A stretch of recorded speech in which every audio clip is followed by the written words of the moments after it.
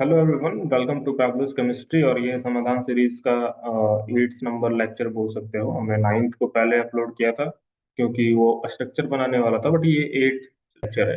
ठीक है, जिसमें हम लोग बेसिकली देखेंगे जो आपका यूनिट है, जिसमें बॉन्डिंग वाला यूनिट है, जो 4th यूनिट है सिलेबस के अकॉर्डिंग। तो उस सिलेबस में क्या दिया हुआ है ना, उस सिलेबस में दिया हुआ है कि आयोनिक बॉन्ड और कोवलेंट बॉन्ड के बारे में पढ़ने के लिए। ठीक है, तो इस वाले लेक्चर में हम लोग आयोनिक बॉन्ड और कोवलेंट बॉन्ड को पूरे अच्छे से कवर करेंगे। और उसके बाद फिर नेक्स्ट में हम लोग 9th वाले लेक्चर को प्रेफर कर लेना। 9th के बाद फिर सीरीज कंटिन्यू रहेगी। बीच में कुछ काम हो गया था इसलिए थोड़े लेक्चर्स नहीं आ रहे थे। ठीक है, बट अभी से कंटिन्यू रहेंगे। ठीक है, मैं बैकअप रिकॉर्ड कर लूंगा, बैकअप के अकॉर्डिंग ये कंटिन्यू रहेंगे। ठीक है, तो चलो स्टार्ट करते हैं लेक्चर को। जो भी है यार, गिला शिकवा ये सब होते रहता है परिवार में, तो उसको थोड़ा समझ लेना। ठीक है, चलो नेक्स्ट है, उसके लिए really I am really sorry. ठीक है, देखो हम लोग स्टार्ट कर रहे हैं लेक्चर नंबर 8। इसमें क्या है, बॉन्डिंग वाला जो चैप्टर है उसका। ठीक है, तो इसमें क्या बताया गया कि मॉलिक्यूल्स मॉलिक्यूल्स के बारे में। मॉलिक्यूल किसको बोलते हैं हम लोग, तो मॉलिक्यूल बताया गया कि molecules are defined as the smallest particle of matter which exist as independent. ठीक है, मतलब मॉलिक्यूल का मतलब क्या है, मॉलिक्यूल का मतलब वो होगा कि सबसे छोटा पार्टिकल जो इंडिपेंडेंट एग्जिस्ट कर सकता है। ठीक है, सबसे छोटा पार्टिकल जो इंडिपेंडेंट एग्जिस्ट कर सकता है, तो वो लोग सबसे छोटा पार्टिकल तो एटम होता था। एटम मतलब कि मैटर हम लोग पढ़े थे। मैटर को बहुत ही स्मॉलेस्ट पार्टिकल में जब तोड़ते हैं तो वो क्या बन जाता है, एटम बन जाता है। तो एटम एटम तो इंडिपेंडेंट एग्जिस्ट कर रहा है, बट एटम में एग्जिस्ट है। एटम्स के बारे में क्या बोला जाता है कि एटम में एग्जिस्ट इंडिपेंडेंटली और मे नॉट इंडिपेंडेंटली एग्जिस्टिंग।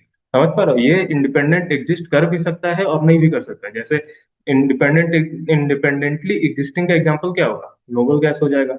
और इंडिपेंडेंटली जो एग्जिस्ट ना करे वो क्या हो जाए, ऑक्सीजन का एटम हो जाएगा। तो एटम्स के साथ कंडीशन है कि वो इंडिपेंडेंटली एग्जिस्ट कर भी सकता है और नहीं भी कर सकता। लेकिन जो मॉलिक्यूल है ना, वो स्मॉलेस्ट यूनिट होगा और वो एग्जिस्ट करेगा ही करेगा इंडिपेंडेंटली। ठीक है, तो उसको आगे पढ़ते हैं। तो इसमें क्या है कि दो कंसेप्ट आता है, एक होता है होमोन्यूक्लियर मॉलिक्यूल्स और एक होता है हेटेरोन्यूक्लियर मॉलिक्यूल। होमोन्यूक्लियर मॉलिक्यूल्स ऐसे होते हैं जिसका न्यूक्लियस सेम हो, मतलब जिसका न्यूक्लियस सेम हो, मतलब होमो मीन्स सेम होता है और न्यूक्लियस मीन्स सेम, मतलब दोनों सेम ही एटम हो। जैसे मान ले दो हाइड्रोजन आपस में जुड़ के H2 मॉलिक्यूल बना देते हैं, होमोन्यूक्लियर होगा। O3 ओजोन बन गया तो ये होमोन्यूक्लियर होगा। P4 फास्फोरस है तो ये भी क्या होगा, होमोन्यूक्लियर होगा। तो ये सब सेम ही एटम है। ठीक है, ये सेम एटम है तो ये लोग क्या हो गए, होमोन्यूक्लियर हो जाएंगे। सेम जहां होमो रहेगा वहां हेट्रो होगा। समझ पा रहे हो, जैसे होमो मीन्स क्या बोलते हैं कि होमो हेट्रोजीनियस मिक्सचर होता है, होमोजीनियस मिक्सचर होता है, उसी तरीके से होमोन्यूक्लियर है तो हेट्रोन्यूक्लियर भी होगा ही। तो इसमें डिफरेंट डिफरेंट एटम्स आपस में कंबाइन करते हैं। जैसे HCl हो गया, एक हाइड्रोजन का न्यूक्लियस और एक क्लोरीन का न्यूक्लियस आपस में कंबाइन करेगा। या फिर इस तरीके से बोल सकते हैं H2SO4, इसमें डिफरेंट डिफरेंट एलिमेंट्स हैं। तो हेट्रोन्यूक्लियर और होमोन्यूक्लियर क्लियर है। ठीक है, नेक्स्ट आता है कि केमिकल बॉन्ड हम लोग किसको बोलते हैं। ठीक है, केमिकल बॉन्ड का मतलब क्या है। और केमिकल बॉन्ड जैसे मान लो कि हम लोग जनरली इस तरीके से देखते हैं, CH4 बनाए। ठीक है, तो इसके बीच में जो ये दिख रहा है, ये लाइन जैसा जो स्ट्रक्चर दिख रहा है, इसको हम लोग बॉन्ड बोल देते हैं। बेसिकली बॉन्ड बॉन्ड बोल के ऐसा कुछ होता नहीं है। बॉन्ड मतलब जैसे मान लें हम बोल रहे हैं कि मेरे और मेरे भाई के बीच में बॉन्डिंग बहुत अच्छी है, तो बॉन्डिंग का मतलब थोड़ी ना कि मैं अपने भाई को एक रस्सी से बांध के रख रहा हूँ।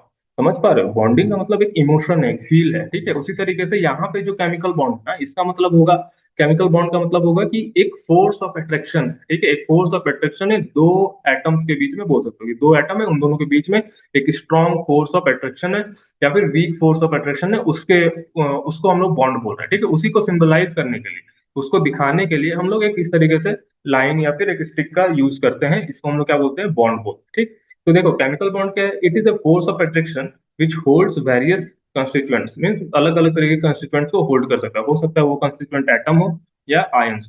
ठीक है, अब इसको together in different species called chemical. ठीक है, तो केमिकल बॉन्ड बेसिकली क्या है, एक फोर्स ऑफ अट्रैक्शन है जो अलग अलग स्पीसीज को, अलग अलग कंस्टिट्यूएंट को आपस में जोड़ के रखता है। ठीक है, और उसको हम क्या बोलते हैं कि उसको हम लोग केमिकल बॉन्ड बोलते हैं। तो ये हो गया केमिकल बॉन्ड का कंसेप्ट। समझ गए कि यदि आप ऐसे मान लो कार्बन और ऑक्सीजन के बीच में इस तरीके का बॉन्ड देख रहे हो, तो समझ लो कि ये कार्बन या ऑक्सीजन एक दूसरे की तरफ किसी तरीके से अट्रैक्टेड है। ठीक है, अब बॉन्ड को स्ट्रांग दिखाना है, वीक दिखाना है, उसके लिए अलग अलग उसका रिप्रेजेंटेशन है। कभी हाइड्रोजन बॉन्ड को ऐसे डैश डैश से दिखाते हैं, वीक है इसलिए। कभी सिंगल बॉन्ड से दिखा दे रहे हैं, कभी डबल बॉन्ड बना रहे हैं, कभी डबल हेडेड एरो, इस तरीके से। तो बहुत सारी नोशंस होते हैं। ठीक है, नोटेशंस बोल सकते हैं, नोशंस होते हैं जिससे हम बॉन्ड्स को रिप्रेजेंट करते हैं। ठीक, अब देखो तो फिर क्वेश्चन आता है कि आपको मॉलिक्यूल पता चल गया, एटम पता चल गया, ठीक है, और होमोन्यूक्लियर हेटेरोन्यूक्लियर केमिकल बॉन्ड क्या होता है ये पता चल गया, तो अब इसमें बोला जा रहा है कि केमिकल बॉन्ड का नीड क्यों है, why chemical bonds are form, क्यों बनता है केमिकल बॉन्ड। तो इसका देखो, इसका रीजन बताया गया है, इसमें बोला जा रहा है कि to decrease reactivity and become stable. ठीक है, जैसे मान लो कि तुमसे पूछा जा रहा है कि तुम क्यों आईआईटी जाना चाह रहे हो, ठीक है, तुम आईआईटी क्यों जाना चाह रहे हो, तो तुम्हें एक sort of stability, ultimate answer तुम्हारे पास क्या आएगा, सॉर्ट ऑफ स्टेबिलिटी। आइदर तुम कितना भी पैसा कमा लो और उसके बाद तुम कहाँ चले जाओ, समाधि में चले जाओ, या फिर तुम मॉन्क बन जाओ, है ना, बहुत लोग हुए यहाँ पे जो मॉन्क बन गए, समझ पा रहे, तो उनको वहां पे स्टेबिलिटी दिखा। ठीक है, जिसको जहाँ पे स्टेबिलिटी दिख रहा है वो उसी तरीके से अपने आप को स्टेबल करने के लिए कोई भी काम कर रहा है। कोई बच्चा किसी चॉकलेट के लिए रो रहा है, तो क्यों रो रहा है, उसे वो चॉकलेट मिल जाएगा तो मे बी वो स्टेबल हो जाए। इसी तरीके से कोई भी केमिकल बॉन्ड बन रहा है ना, तो वो अपना रिएक्टिविटी को कम करने के लिए बन रहा है, ठीक है, अपना रिएक्टिविटी को कम करने के लिए बन रहा है, और रिएक्टिविटी कम करने से क्या होगा, वो थोड़ा स्टेबल होगा। और हो सकता है बॉन्ड फॉर्मेशन, जैसे मान लो बच्चे वाला एग्जांपल दिया कि उसको चॉकलेट मिल गया तो वो स्टेबल हो जाएगा, मे बी वो स्टेबिलिटी थोड़ी देर के लिए ही रहे, फिर वो दूसरा कुछ देखेगा, टेडी बियर देखेगा तो उसके लिए रोएगा। समझ पा रहे हो? तो केमिस्ट्री भी डेली लाइफ से रिलेटेड है, समझ रहे हो, डेली लाइफ से रिलेटेड है, मतलब एक बॉन्ड बन गया वहां पे स्टेबिलिटी दिखी, अब यदि उससे ज्यादा स्टेबिलिटी कहीं और दिख रही है तो वो फिर उस बॉन्ड को ब्रेक करके उस तरफ मूव करेगा। समझ पा रहे हो? तो इस तरीके से बॉन्ड बनता है, पहला चीज। दूसरा है, दूसरा एक तो हो गया स्टेबिलिटी रिएक्टिविटी घटाने के लिए, दूसरा है टेंडेंसी टू शो और acquire noble gas configuration. Noble gas configuration को अटेन करने के लिए भी बॉन्ड्स का फॉर्मेशन होता है। ठीक है, जैसे नोबल गैस किसको बोलते हैं, तो जब आप पीरियोडिक टेबल पढ़ते हो तो उसमें जो सबसे लास्ट पी ब्लॉक के लास्ट में जो कर्नल है फैमिली है, जिसमें हीलियम आता है, नियोन आता है, आर्गन आता है, ठीक है, क्रिप्टन आता है, रेडॉन आता है। ठीक है, तो ये वाला जो सीरीज है इसको हम लोग बोलते हैं नोबल गैस। नोबल मतलब क्यों, नोबल मतलब ये किसी से रिएक्ट नहीं करते हैं जनरली, ठीक है, ऐसे तो कंपाउंड बन जाते हैं कुछ ना कुछ, जेनन के कुछ कंपाउंड्स आपको देखने के लिए मिल जाएंगे, ठीक है, तो ये जनरली रिएक्ट नहीं करते हैं, तो इसको नोबल बोला जाता है। तो तुमसे भी जब कभी कोई पूछा होगा बच्चों ने क्या बनना है, जैसे संदीप महेश्वरी की एक बहुत फेमस वीडियो आई थी, तो उसमें पूछा कि तुम्हें क्या बनना है, टाटा बिरला बनना है, तो सारे लोग उसका मजाक उड़ाते, तो टाटा बिरला क्यों बनना है? क्योंकि वो नोबल है। हम किसी ना किसी से कंपेयर करते हैं, जैसे अभी फेमस मीम चलता है शर्मा जी का लड़का वाला, है ना, तो शर्मा जी का लड़का वाला मीम चल रहा है क्यों, क्योंकि शर्मा जी का लड़का हर चीज में टॉप कर रहा है, हर चीज में अच्छा ला रहा है, तो वो स्टेबल है काइंड ऑफ। ठीक है, तो लोगों को उसके जैसा बनना है। ठीक है, तो टेंडेंसी टू शो और acquire noble gas configuration. Third में आते हैं बॉन्ड फॉर्मेशन। कैसा प्रोसेस होता है बॉन्ड फॉर्मेशन, एक्सोथर्मिक प्रोसेस होता है। ठीक है, बॉन्ड फॉर्मेशन कैसा प्रोसेस होता है, एक्सोथर्मिक, मतलब जब कोई बॉन्ड बनता है तो वहां से मतलब हीट रिलीज होता है, ठीक है, एक्सोथर्मिक।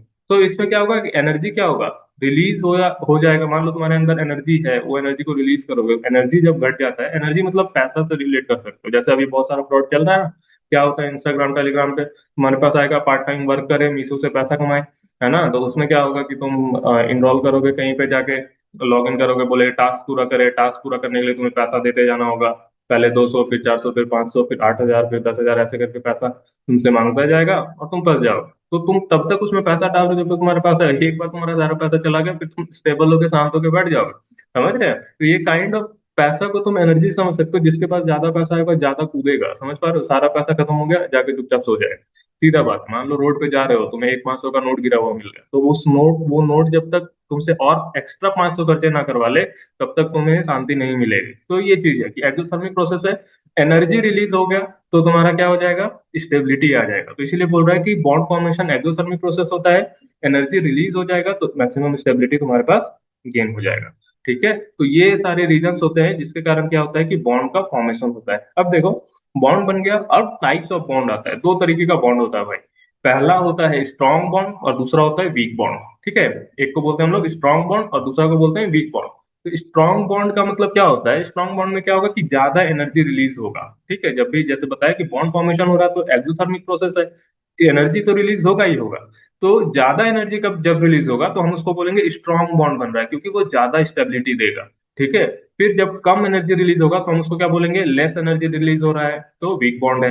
तो स्ट्रॉन्ग बॉन्ड का एग्जांपल क्या क्या आता है, आयोनिक बॉन्ड आता है, कोवेलेंट बॉन्ड आता है, कोऑर्डिनेट बॉन्ड आता है, मेटेलिक बॉन्ड आता है। कोऑर्डिनेट बॉन्ड को हम लोग डेटिव बॉन्ड भी बोलते हैं, डेटिव बॉन्ड। ठीक है, डेटिव बॉन्ड बोलते हैं, कोऑर्डिनेट बॉन्ड बोलते हैं, कभी कभी एरो से ये डिनोट करते हैं इसको। ठीक है, ये हो गया, और मेटेलिक बॉन्ड। तो ये सब जो बॉन्ड है ये सब क्या है, स्ट्रॉन्ग बॉन्ड है, सबके बारे में हम लोग को पढ़ना है। और मतलब बेसिकली यहाँ पे जो सिलेबस में आपका ये दोनों बॉन्ड पढ़ना, आयोनिक और कोवेलेंट। ठीक है, और लेस एनर्जी रिलीज जिसमें होगा उसमें हम लोग क्या बोलते हैं, हाइड्रोजन बॉन्ड बोलते हैं या वेंडरवाल बोलते हैं। तो वेंडरवाल जो होता है वीकेस्ट होता है, हाइड्रोजन थोड़ा मतलब हाइड्रोजन बॉन्ड कहाँ फॉर्म होगा, हाइड्रोजन बॉन्ड फॉर्म होगा जहाँ पे फ्लोरीन ऑक्सीजन और नाइट्रोजन हो, और साथ में हाइड्रोजन हो कहीं पे, ठीक है, कहीं पे हाइड्रोजन हो और ये तीनों इलेक्ट्रोनेगेटिव एलिमेंट हो, तो वहां पे हाइड्रोजन बॉन्ड्स बनते हैं। ठीक है, तो अब देखो, होप यहाँ तक सारा कुछ क्लियर है। यहाँ पे देखो आता है थ्योरीज फॉर बॉन्ड फॉर्मेशन, कि बॉन्ड फॉर्मेशन करने के लिए क्या क्या थ्योरी है। तो पहला जो थ्योरी आप लोग पढ़े हो ना, उसको हम लोग बोलते हैं Kossel Lewis approach of chemical bonding. ठीक है, Kossel Lewis approach of chemical bonding बोलते हैं। इसमें क्या आता है, सबसे पहले आता है ऑक्टेट रूल। ऑक्टेट रूल में क्या है, ये सब बचपन में पढ़े हो, बस मैं रिवाइज करा रहा हूँ, इसलिए तो बोल रहा हूँ कि जो लाइफ साइंस गेट वाले हैं ना उनके लिए आसान है, क्योंकि ये वो लोग पढ़ चुके हैं कहीं ना कहीं, बस एक पॉलिश चाहिए, एक रिवीजन चाहिए। तो आप जाके वहां पे अच्छे से सवाल लगा के आ सकते हो केमिस्ट्री के थ्रू भी। ठीक है, यदि केमिस्ट्री को स्ट्रॉन्ग कर लोगे तो आप ऐसे ही आगे निकल जाओगे सब लोगों से। ठीक है, तो देखो ऑक्टेट रूल में क्या है कि atoms can combine, octet rule क्या बोलता है, atom can combine either by transfer of valence electrons from one atom to another another. ठीक है, कैसे करेंगे, तो या तो गेन कर सकते हैं इलेक्ट्रॉन या लॉस कर सकते हैं, और by sharing of valence electron in order to have an octet in their valence shell. ठीक है, मतलब क्या करना है कि जो भी एटम्स है वो क्या कर सकते हैं, कंबाइन कर सकते हैं। कैसे, या तो इलेक्ट्रॉन ट्रांसफर करके या तो इलेक्ट्रॉन गेन करके, मतलब वैलेंस सेल। वैलेंस सेल मतलब होता है कि जैसे इस तरीके से स्ट्रक्चर ऑफ एटम पढ़े हो, देखो ऐसा एटम बनता है तो आउटर मोस्ट सेल जो होता है उसी को हम लोग बोलते हैं वैलेंस सेल। ठीक है, आउटर मोस्ट सेल को हम लोग क्या बोलते हैं, वैलेंस सेल बोलते हैं। तो वैलेंस सेल के इलेक्ट्रॉन को या तो ये ट्रांसफर कर दे कहीं पे, ठीक है, किसी एक एटम में ट्रांसफर कर दे, या तो फिर किसी और से इलेक्ट्रॉन गेन कर ले। जैसे मान ले सोडियम का एग्जांपल, आगे भी हम लोग देखेंगे, ये सोडियम है, सोडियम का कॉन्फ़िगरेशन 281 लिखते हैं, तो ये इलेक्ट्रॉन लॉस कर देगा, मान लो ये इलेक्ट्रॉन हट गया तो इसका ऑक्टेट अपने आप पूरा हो जाएगा। ठीक है, यहीं पे यदि क्लोरीन है 287 लिखते हैं, अब इसके पास एक इलेक्ट्रॉन आके जुड़ जाएगा, तो ये क्या हो जाएगा, ये हो जाएगा तुम्हारा आउटर मोस्ट में इसका ऑक्टेट पूरा हो जाएगा। तो एक चीज बोला जा रहा है कि ऑक्टेट रूल का मतलब है कि एटम कंबाइन करते हैं, ट्रांसफर करके इलेक्ट्रॉन, वैलेंस इलेक्ट्रॉन को ट्रांसफर करते हैं, किसको ट्रांसफर करेंगे, वैलेंस इलेक्ट्रॉन को, एक एटम से अनदर पे। ठीक है, या तो गेनिंग हो सकता है, या तो ट्रांसफर मतलब क्या, या तो वो किसी से एक इलेक्ट्रॉन गेन कर लिया, या दूसरा कोई, या फिर लॉस कर सकता है। जैसे सोडियम लॉस कर रहा है इलेक्ट्रॉन और क्लोरीन गेन कर रहा है अपना ऑक्टेट को पूरा करने में। और इन दोनों के अलावा भी और क्या कर सकता है, शेयर कर सकता है, वैलेंस सेल इलेक्ट्रॉन को क्या कर सकता है, शेयर कर सकता है, जिससे उसका ऑक्टेट पूरा हो जाए। ठीक है, तो देखो लुईस सिंबल हम लोग पढ़ते थे, लुईस सिंबल या फिर Lewis dot electron dot structure बोलते हैं लुईस। तो इसमें क्या करते हैं, जो आउटर मोस्ट इलेक्ट्रॉन्स होता है ना उसको हम लोग शो करते हैं। ठीक है, जैसे मैग्नीशियम में एटॉमिक नंबर होता है 12। ठीक है, तो इसका इलेक्ट्रॉनिक कंफिग्रेशन लिखते हैं 282, 282। तो लास्ट में आउटर मोस्ट में कितना इलेक्ट्रॉन दिखता है, तो यहाँ पे हम दो इलेक्ट्रॉन दिखा दिए, इसका सिंबल लिखेंगे और दो इलेक्ट्रॉन दिखा देंगे, या तो डॉट से दिखा सकते हो, या ऐसे क्रॉस से दिखा सकते हो, मतलब कुछ एक सिंबल आपको यूज करना है इलेक्ट्रॉन को शो करने के लिए। एल्यूमिनियम को देखो, तो एल्यूमिनियम में यहाँ पे 3 है, तो 3 यहाँ पे शो कर सकते हो। ठीक है, ऑक्सीजन के में 6 होता है। ठीक है, तो 6 इलेक्ट्रॉन यहाँ शो कर सकते हो, मतलब 8 होता है एटॉमिक नंबर, तो 2 6 लिखते हैं ना, तो 6 इलेक्ट्रॉन को यहाँ पे शो कर दिए। नाइट्रोजन में 5 होता है, 7 होता है, तो 2 5 लिखते हैं, तो 5 इलेक्ट्रॉन यहाँ शो कर दिए। तो ये हो गया लुईस सिंबल बनाते हैं हम लोग एलिमेंट्स का। ठीक है, अब देखो कि आते हैं इतना बेसिक कंसेप्ट के साथ, अब नेक्स्ट जो टॉपिक है उसमें आता है हम लोग कि आयनिक बॉन्ड किसको बोलते हैं। देखो, इस वाले लेक्चर में आयनिक बॉन्ड तक कवर करेंगे, फिर नेक्स्ट जो होगा उसमें कोवलेंट बॉन्ड के बारे में डीपली में बताएंगे। ठीक है, देखो, अब आते हैं हम लोग आयनिक बॉन्ड। आयनिक बॉन्ड का दूसरा नाम क्या है, आयनिक बॉन्ड का दूसरा नाम है इलेक्ट्रोवैलेंट बॉन्ड। ठीक है, आयनिक बॉन्ड का दूसरा नाम क्या है, इलेक्ट्रोवैलेंट बॉन्ड। अब ये बॉन्ड कैसे फॉर्म होता है, ये बॉन्ड फॉर्म होता है ट्रांसफर ऑफ वन और more electron from one atom to another, मतलब एक या एक से अधिक इलेक्ट्रॉन का ट्रांसफर होगा, ठीक है, दूसरे एटम के पास। मतलब मान ले एटम ए है और ये एटम बी है, तो ये अपना जो एक्स्ट्रा इलेक्ट्रॉन है उसको ट्रांसफर कर देगा बी के पास। तो ए के पास यदि ये इलेक्ट्रॉन हट गया इसके पास, मान लो ये तो कंसेप्ट पढ़े हो ना कि जैसे एटॉमिक नंबर मतलब क्या होता है, एटॉमिक नंबर मतलब होता है number of proton. Atomic number मतलब होता है नंबर ऑफ प्रोटॉन। ठीक है, तो नंबर ऑफ प्रोटॉन हो गया, तो नंबर ऑफ प्रोटॉन और इलेक्ट्रॉन जो न्यूट्रल एटम होता है उसमें सेम होता है। ठीक है, यदि मान लो किसी में नंबर ऑफ इलेक्ट्रॉन और प्रोटॉन सेम है, तो हम क्या बोलेंगे कि ये न्यूट्रल है, न्यूट्रल एटम है। ठीक है, तो न्यूट्रल एटम में इलेक्ट्रॉन और प्रोटॉन का नंबर सेम होता है। अब मान लो यदि वो वहां से एक इलेक्ट्रॉन डोनेट कर दिया, इलेक्ट्रॉन को एक इलेक्ट्रॉन हटवा दिया, तो उसके ऊपर कैसा चार्ज है, प्रोटॉन डोमिनेट कर जाएगा, क्योंकि इलेक्ट्रॉन कम, पहले दोनों बराबर था, अब एक इलेक्ट्रॉन कम हो गया, तो उसके ऊपर कैसा चार्ज आएगा, पॉजिटिव। तो ये क्या हो जाएगा, ए के ऊपर कैसा चार्ज आ जाएगा, पॉजिटिव चार्ज। क्यों, क्योंकि इसने अपना एक इलेक्ट्रॉन हटा दिया है, डोनेट कर दिया। ठीक है। यहीं पे देखो जो बी है, बी क्या करेगा, बी न्यूट्रल था पहले, लेकिन अब ये एक एक्स्ट्रा इलेक्ट्रॉन दूसरे से बोरो कर रहा है, या फिर इसको एक एक्स्ट्रा इलेक्ट्रॉन मिल रहा है। तो बी के ऊपर कैसा चार्ज आएगा, बी के ऊपर निगेटिव चार्ज आ जाएगा। अब ये पॉजिटिव निगेटिव बन गया, तो बचपन से पढ़ते आ रहे ऑपोजिट चार्ज क्या करता है, एक दूसरे को अट्रैक्ट करता है। तो ये दोनों आपस में अट्रैक्शन का फोर्स दिखाएंगे और ये दोनों एक बॉन्ड बना लेंगे। ठीक है। अब देखो, इसमें क्या बोला जाता है कि जो आयनिक बॉन्ड बनता है ना, वो बनता है किसके बीच में, एक मेटल और एक नॉन मेटल के बीच में बनता है। तो जैसे सोडियम है तो एक मेटल है, क्लोरीन है एक नॉन मेटल है, तो इन दोनों के बीच में जो बॉन्ड बनेगा वो आयनिक बॉन्ड होगा। अब इसमें क्या बताया जा रहा है कि जो आयनिक बॉन्ड होता है ना, वो नॉन डायरेक्शनल होता है, इसका कोई डायरेक्शन नहीं होता है, क्योंकि ये फोर्स ऑफ अट्रैक्शन है ना, तुम कहीं पे भी इसको रखोगे तो ये उस लेवल का फोर्स लगाएगा, सेम फोर्स लगेगा, डिस्टेंस सेम रहेगा तो सेम फोर्स लगेगा, इलेक्ट्रोवेलेंट है। ठीक है। इलेक्ट्रोस्टैटिक पढ़े होगे फिजिक्स में, थोड़ा सा याद है तो, दो चार्ज को रखते हैं एक पार्टिकुलर डिस्टेंस पे, ठीक है, तो इनके बीच में फोर्स लगता है, कूलम्बिक फोर्स। तो इसी तरीके से क्या हो जाएगा कि फोर्स लगेगा। Q1 और Q2 चार्ज है दो, मान लो एक सोडियम है Na+, ये Cl- है, इनके बीच में एक फोर्स लगेगा, डिस्टेंस किसी भी डायरेक्शन से हो उससे फर्क नहीं पड़ेगा। समझ पा रहे हो? तो ये जो आयनिक बॉन्ड होता है वो नॉन डायरेक्शनल होता है, जो कोवेलेंट बॉन्ड होता है वो डायरेक्शनल होता है। ठीक है। चलो यहां तक यदि बात समझ में आ गई है तो देखो, नेक्स्ट देखो कि NaCl बनता कैसे है।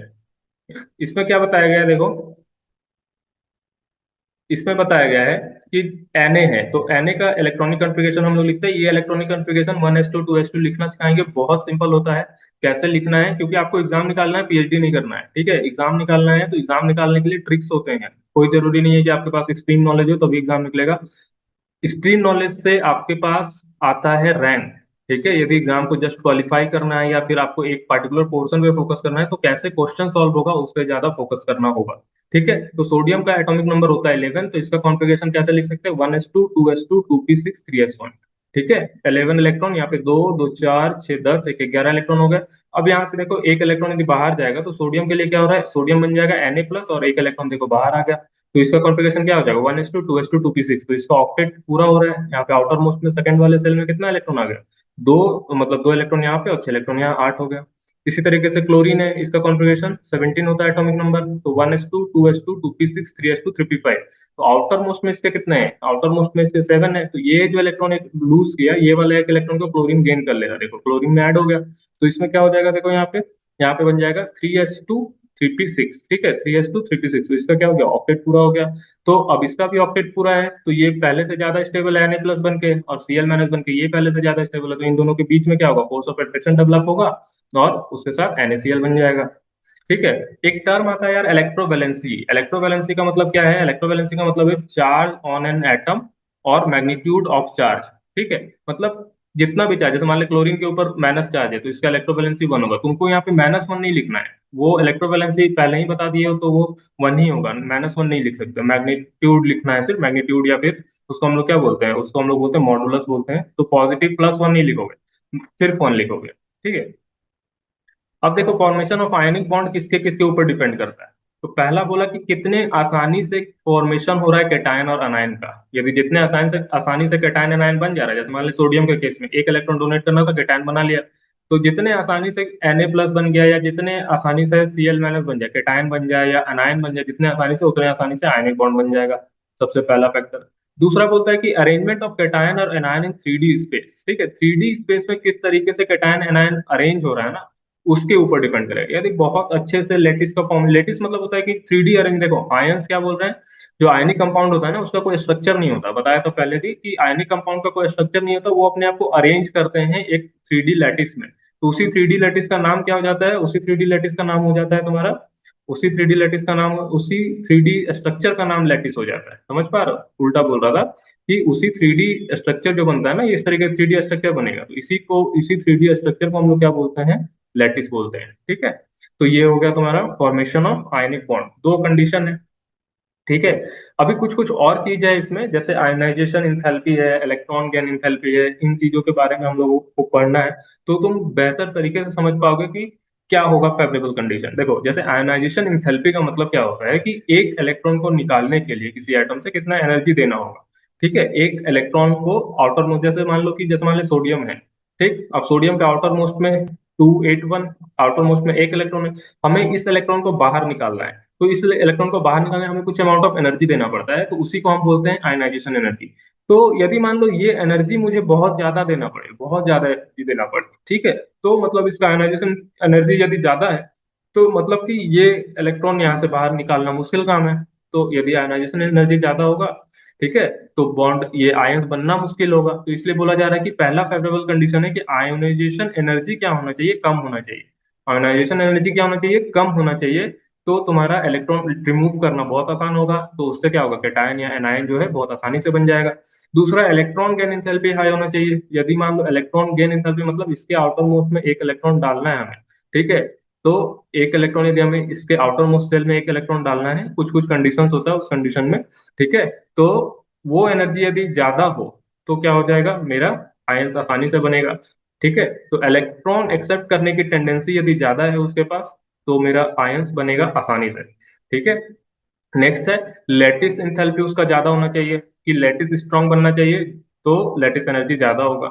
यदि लैटिस वीक बन रहा है तो कोई मतलब नहीं है। तो ये दोनों कंडीशन पूरा होगा इन तीनों कंडीशन से, मतलब इन दोनों को पूरा करने के लिए क्या करोगे, इन तीनों कंडीशन को पूरा करना होगा। यदि इन तीनों का मतलब आयनाइजेशन एनर्जी कम होना चाहिए, इलेक्ट्रॉन गेन एंथैल्पी ज्यादा होना चाहिए, और लैटिस एनर्जी क्या होना चाहिए, ज्यादा होना चाहिए, तब तुम्हारा जो है कि आयोनिक बॉन्ड अच्छे से बनेगा।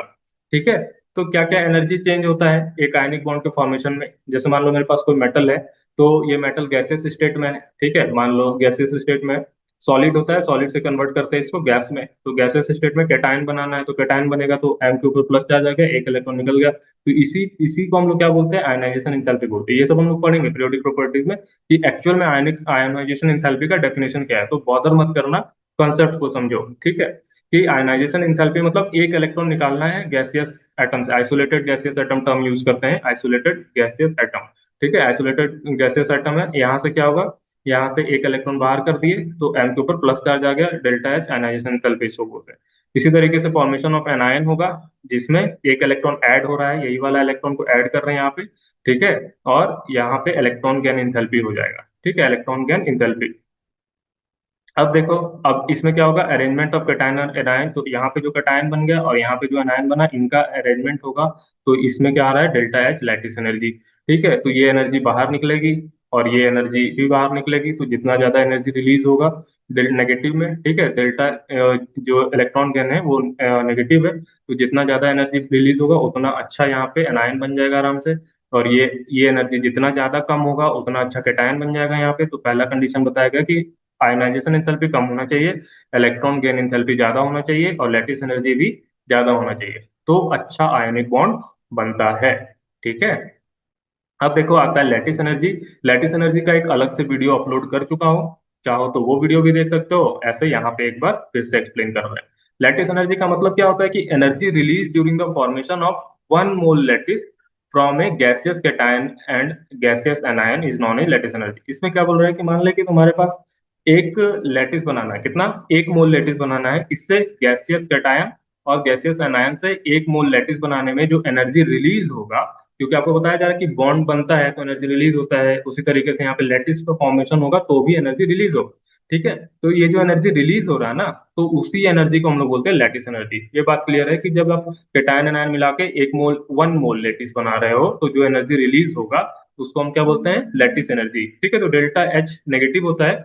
और सेम इसका उल्टा भी बोल सकते हो कि यदि एक मोल लेटिस बना हुआ है उसको कंप्लीटली सेपरेट करना है एक मोल कैटायन में और एक मोल अनायन में, या फिर जो उसका कंस्टिट्यूएंट गैसियस एनायन आयंस है उसमें उसको कन्वर्ट करना है, तो उसको हम लोग बोलते हैं डेल्टा एच लैटिस। तो यदि आप लैटिस को ब्रेक करके आयंस में ला रहे हो, तो वो क्या हो जाएगा, डेल्टा एच लैटिस पॉजिटिव आएगा। ठीक है, क्योंकि उसमें एनर्जी देना पड़ेगा, एक लेटिस को ब्रेक करने के लिए एनर्जी देना पड़ेगा।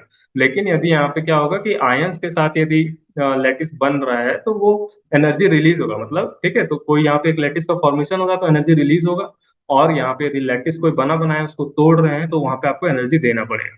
ठीक है, तो ये हो गया। अब लैटिस एनर्जी कैलकुलेट कैसे करते हैं, तो जो क्वेश्चंस आएंगे यहाँ से आएगा।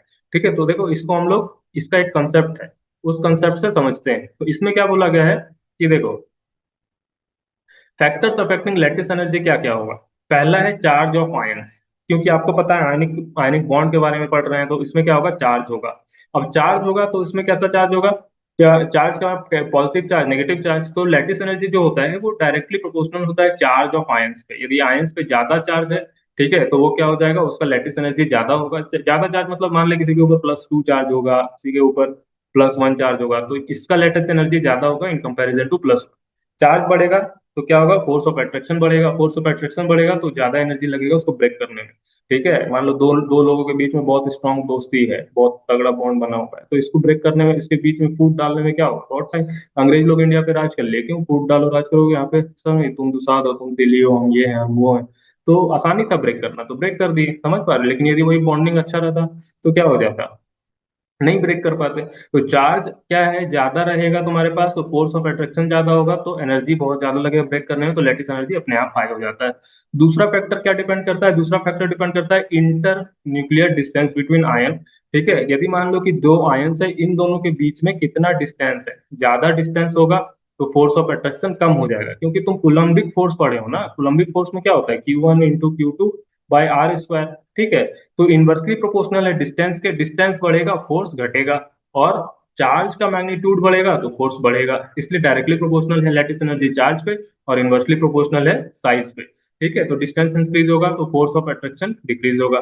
ठीक है, अब देखो इसमें क्या बोला जा रहा है कि जब दोनों दोनों को देखना पड़े तो प्रायोरिटी किसको दोगे, दोनों को देखना रहेगा तो प्रायोरिटी दोगे तुम हमेशा चार्ज को, प्रायोरिटी किसको दोगे, चार्ज को। ठीक है, देखो कुछ कुछ क्वेश्चन है लेटिस एनर्जी का ऑर्डर अरेंज करने वाला, तो वो क्वेश्चन देखते हैं। जैसे यहाँ पे दिया गया है ionic compound LiCl, NaCl, KCl, RbCl, CaCl, तो ये सब आयनिक कंपाउंड है। अब देखो इसमें चार्ज देखोगे तो सब में सेम चार्ज है, +1 प्लस माइनस चार्ज है, इसमें भी प्लस प्लस माइनस चार्ज। तो अब यहाँ पे क्योंकि चार्ज का फैक्टर कॉमन हो गया, एनायन जो देख रहे हो मतलब नेगेटिव चार्ज वाला सब में Cl Cl है, तो बच गया कटायन। तो अब जब कटायन है, सब में सेम चार्ज है, तो तुम्हें क्या देखना होगा, साइज देखना होगा। तो यहाँ पे साइज देखोगे तो साइज तुम्हें क्या पता है, स्मॉलर जितना साइज होगा उतना ज्यादा, मतलब डिस्टेंस का मतलब साइज है यहाँ। ठीक है, कि जितना ज्यादा कम साइज होगा ना उतना ज्यादा इसका लेटिस एनर्जी। तो सबसे छोटा साइज हो रहा है लिथियम का, डाउन द ग्रुप आते हैं साइज बढ़ता है, तो सबसे छोटा साइज हो रहा है किसका, लिथियम का। ठीक है, तो लिथियम का साइज जब छोटा, देखो दो तरीके का साइज होता है, एक रेड, जैसे क्योंकि ये आयंस है ना, तो आयंस में साइज का ट्रेंड अलग चलता है, ये हम लोग पढ़ेंगे पीरियोडिक प्रॉपर्टीज में। तो लेकिन फिर भी लिथियम जो ऊपर होता है इसका साइज कम हो रहा है, क्योंकि सब में चार्ज सेम है। ठीक है, सब में चार्ज क्या है, सेम है, तो इसलिए नॉर्मल ट्रेंड ही चल रहा है यहाँ पे, Li+Na+K+Rb+Cs+। तो सब में सबसे छोटा साइज जो होगा उसका लेटेस्ट एनर्जी ज्यादा होगा, इसलिए ऑर्डर तुम्हारा इस तरीके से जाने लग गया। ठीक है, डाउन द ग्रुप आते तो साइज क्या होता, बढ़ता है ना, लिथियम सबसे छोटा होगा, सोडियम उससे बड़ा होगा, पोटेशियम उससे बड़ा होगा, रुबिडियम उससे बड़ा होगा। ठीक है, क्यों बड़ा हो रहा है, क्योंकि नया सेल जुड़ता है। जैसे लिथियम में सिर्फ एक सेल होगा, मतलब दो सेल होगा, सोडियम में 3 सेल हो जाएगा। ठीक है, तो 3 सेल हो जाएगा तो साइज बढ़ जाएगा, तो ये लॉजिक है। दूसरा क्वेश्चन देखो यहाँ पे, BeCO3 MgCO3, तो यहाँ पे CO3 वाला है, तो अनायन सबका कॉमन है। ठीक है, सबका अनायन क्या है, सबका अनायन कॉमन है, और जो कटायन है उस पर भी सेम चार्ज है। ठीक है, सब पे सेम चार्ज है, तो अब चार्ज सेम है तो यहाँ पे भी क्या देखोगे, साइज देखोगे, सबसे छोटा साइज तो सबसे ज्यादा एनर्जी होगा उसका, जैसे बीई का एनर्जी ज्यादा होगा। समझ पा रहे हो, और कुछ और क्वेश्चंस हैं, जैसे LiF, LiCl, LiBr, Li, यहाँ पे भी देखो हेलोजन से, तो यहाँ पे कैटायन सेम है, सबका कैटायन क्या है, सेम है, तो यहाँ पे क्या देखोगे, अनायन देखोगे, और अनायन में चार्ज क्या है तुम्हारा, अनायन में चार्ज सब में सेम है। अनायन में जब चार्ज सेम है और कैटायन सेम है, तो यहाँ पे क्या देखोगे, साइज ऑफ अनायन देखोगे, तो सबसे छोटा साइज किसका है, फ्लोरीन का, तो फ्लोरीन का साइज छोटा है, तो इसलिए ये लेटिस ज्यादा हो, अच्छा होगा। फिर LiCl होगा, फिर LiBr होगा, फिर Li होगा। अब यहाँ पे देखो दो है, सोडियम और यहाँ पे फ्लोरीन, तो सोडियम दोनों का कटायन सेम है, अनायन क्या है डिफरेंस, तो एक अनायन में नेगेटिव चार्ज है O2-, एक में सिंगल माइनस चार्ज है। तो अब बताओ चार्ज डोमिनेट फैक्टर है, साइज, यहाँ पे साइज नहीं देखोगे, यहाँ पे क्या देखोगे, चार्ज। तो चार्ज O2- का ज्यादा है, इसलिए क्या हो जाएगा, इसका लेटिस एनर्जी ज्यादा हो जाएगा। ठीक है, अब यहाँ पे देखो NaCl है और Na2S है, तो इसमें NaCl दोनों का कटायन सेम है, सोडियम Na+Na+ दोनों का कटायन है, बट एनायन यहाँ पे Cl- है, यहाँ पे S2 है, तो चार्ज इसमें ज्यादा होगा किसमें, सल्फर पे, तो इस तरीके से हो जाएगा। ठीक है, अब देखो जो आयनिक कंपाउंड बनते हैं ना, आयनिक कंपाउंड्स का कुछ प्रॉपर्टीज होता है, क्या प्रॉपर्टीज होगा, पहला तो हार्ड एंड ब्रिटल होता है। ठीक है, आयनिक कंपाउंड क्या होता है, हार्ड होता है, हार्ड मतलब टफ होगा। ठीक है, और ब्रिटल मतलब यदि वो जमीन पे गिरा तो कांच के जैसा टूट जाएगा, तुरंत टूट जाएगा, समझे? छन से जो टूटे सपना, तो छन से टूटता है आयनिक बॉन्ड। समझ गए? इसके बाद दूसरा क्या है, high melting point of boiling point, इसका melting point of boiling point क्या होगा, काफी हाई होता है, और ये लोग क्या करते हैं, 3D स्ट्रक्चर बनाते हैं जिसको हम लोग क्या बोलते हैं, लैटिस बोलते हैं। ये अपने मॉल्टेन और एक्वस स्टेट में इलेक्ट्रिसिटी को कंडक्ट करता है। ठीक है, जैसे मान ले प्योर वाटर बैड कंडक्टर होता है इलेक्ट्रिसिटी का, इसमें नमक डाल दोगे तो इलेक्ट्रिसिटी कंडक्ट करने लगेगा। ठीक है, क्योंकि जब पानी में इसको आयनिक कंपाउंड को डालते हो ना तो ये डिजोल्व होता है, घुलता है, अपने कोर आयंस में ब्रेक हो जाता है। ठीक है, मतलब Na+Cl- में पानी में अवेलेबल, पानी में डालोगे तो ये Na+Cl- में रहेगा। लेकिन ऐसे यदि सॉलिड स्टेट में है तो ये दोनों का कैटायन आयन फिक्स रहेगा, मूव ही नहीं करेगा, तो इलेक्ट्रॉन चार्ज कैरियर नहीं है ना, तो मूव नहीं होगा। ठीक है, अब इसमें क्या बोला जा रहा है कि मोर सॉल्युबल होता है पोलर सॉल्वेंट में, पोलर सॉल्वेंट में ज्यादा सॉल्वेंट होगा। पोलर सॉल्वेंट मतलब वाटर हो गया, ठीक है, ये अल्कोहल हो गया, ये सब में क्या होगा, ये सब कंपाउंड जो है आयनिक कंपाउंड डिजोल्व हो जाएंगे। लेकिन नॉन पोलर जैसे बेंजीन CCl4, ठीक है, तो उसमें डिसॉल्व नहीं होगा। अब कोई पूछेगा पोलर नॉन पोलर क्या होता है, तो इसके लिए एक बताएंगे वीडियो में कि डाइपोल मोमेंट से रिलेट करते हैं। जिसका डाइपोल मोमेंट कुछ है वो क्या होगा, पोलर होगा, लेकिन जिसका डाइपोल मोमेंट जीरो है वो नॉन पोलर होता है। ठीक है, तो ये हो गया तुम्हारा आयनिक बॉन्ड के बारे में। नेक्स्ट वीडियो में हम लोग पढ़ेंगे कोवेलेंट बॉन्ड के बारे में।